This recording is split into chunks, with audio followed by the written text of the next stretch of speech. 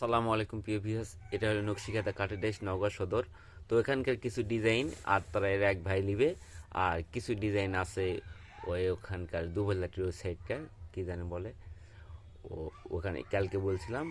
তো হাসাই গাড়ি কিছু মডেল আছে, আর ওই আত্মারায়ের এক ভাই কিছু মডেল আছে। তো ওনার জন্য তিনটা বানাইছি, আরও দুটা বাকি আছে। আর একটা হলো ওই সজনি মডেল বলে, ওটা একটু আমি বললাম ওটা মানে একটু ফাঁকা ফাঁকা তো আছে, উনি ঘন নেবে। তো ঘন নিলে ওরকম কেউ মিলানো যাচ্ছে না, ওরা যেহেতু ফাঁকা মডেল বললাম ওটা তাহলে লিয়েন না।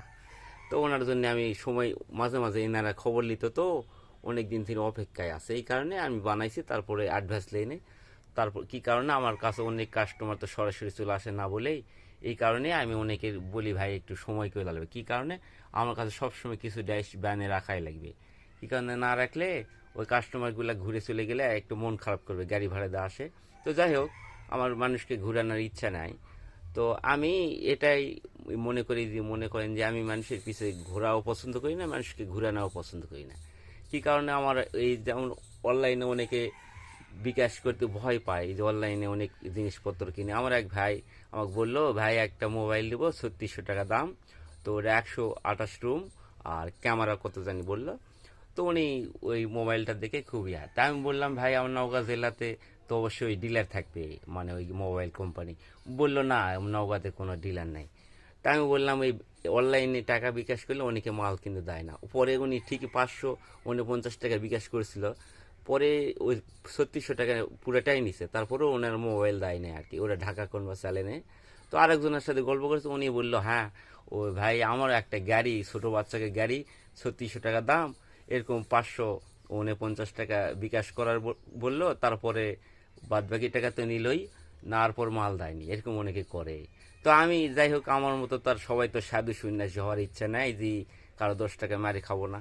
কি কারণে আমি ওই ছোটোবেলা থেকে ওগুলো পছন্দ করি, আধ্যাত্মিক জগৎ। তো আমি একদিন হয়েছে কি, আমার বাচ্চা বললো স্কুলে যাব না, আমার একটা প্যান্ট না কিনে দিলে আমি স্কুলে যাব না।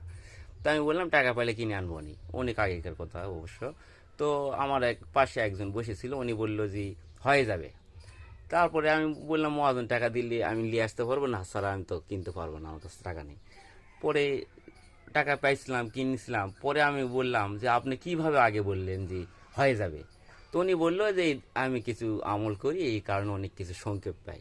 তো যাই হোক, আমি আগে ওয়াজ মাহফিল বিভিন্ন জায়গায় যেতাম, আর যাই না আর কি, যাওয়া পছন্দ করি না। কি কারণে আমি যেটা চাই ওদের মাঝে নাই, ওনাদের শুধু কথাই, ওনাদের মধ্যে যে আধ্যাত্মিক কিছু জানা, মানে সংক্ষেপ পাওয়ার মতো এরকম কিছু নাই।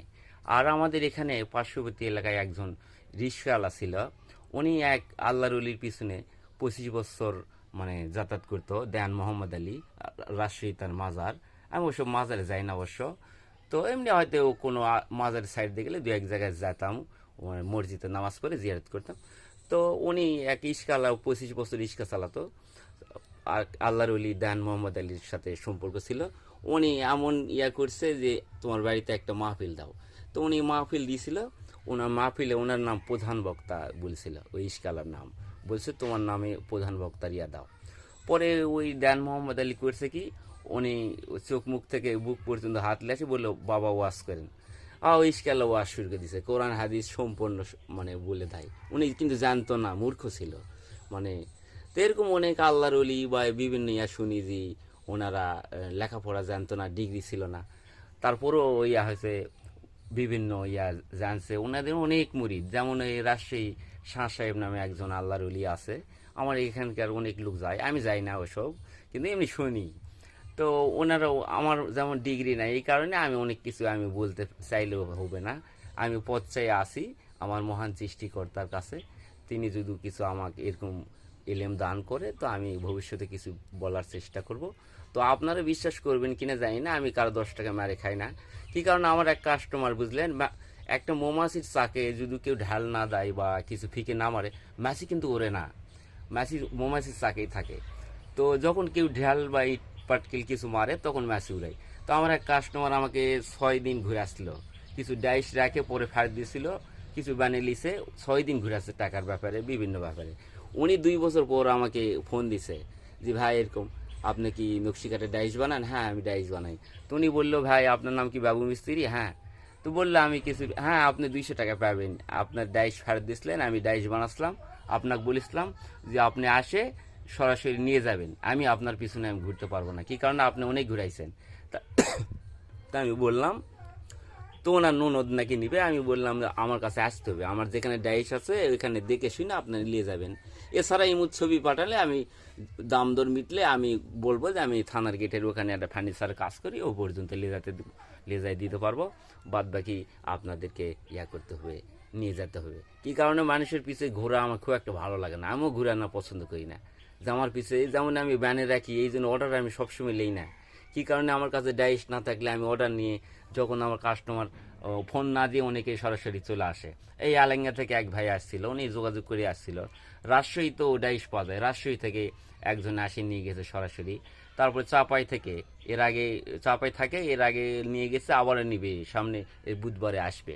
তো দেখেন যে চাপাই পাওয়া যায়, তারপরেও আমার কাছে আসে বিভিন্ন জায়গা থেকে আমার কাছ থেকে নিয়ে যায়, অনেকে মনে করেন জিয়ার থেকে নিয়ে যায়, শেরপুর থেকে, জামালপুর থেকে অনেকে আসতে চায় বা আসে, নিয়ে যায়। কি কারণে? অবশ্যই আমার কাঠ বা কাজের কোয়ালিটি ভালো লাগছে, বা আল্লাহ পাক সেই মানে রিজিক আমার থুইছে, ওনার মাধ্যমে আমাকে পৌঁছাবে, এই কারণে হয়তো বা হয়। তো যাই হোক, আশা করি ভালো থাকেন। আজকের মনে এখানে বিদায় নিচ্ছি। ভুল ত্রুটি হলে আল্লাহর রাস্তায় মাফ করবেন। কি কারণে? আপনারা দোয়া করবেন, আপনারা আমাকে বিশ্বাস করেন না কি জানি না, তো আমি এমনি বললাম আর কি, আমার মনে চাইলো তাই আমি বললাম। তো আপনাদের ভালো লাগলে অবশ্যই লাইক করবেন, পরবর্তী ডিজাইন দেখার জন্য সাবস্ক্রাইব করবেন। আজকের মনে এখানে বিদায় নিচ্ছি। আল্লাহ হাফেজ, আসসালামু আলাইকুম।